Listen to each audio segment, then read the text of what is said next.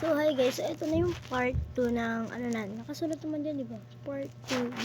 Diba? So, tatapusin ko siya. Hindi ko pa talaga niligpit yan kasi gusto ko talaga siya i-video.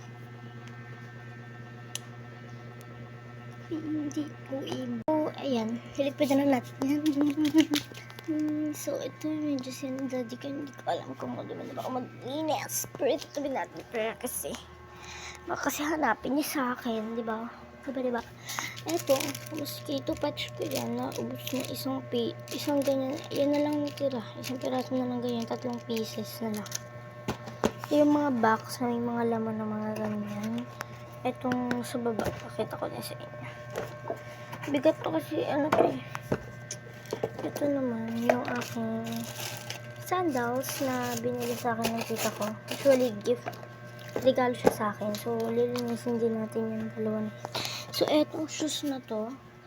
So, dahil may space pa naman dito sa gilid, titigan natin kung kasya siya dito. Kasi hindi na parang maiusod natin ito. God. So, ito din. So, ayan. Punta natin yan. Ayan, di ba kasya? Huwag pa nga eh. Hindi lang natin siya mapagkasya ng nakahiga na ganyan. So, usually kasi talaga, okay, mas matangkad ko sa akin. Pero usually, mas matangkad ako dyan. So, yun. Ayan, pumatay pang kalat. Ante. Usually, eto din. Nalagay ko din ko dyan. Update ko kaya pag nalagay ko na sila. So, naayos ko na sila. So, nandito na yung mga boxes.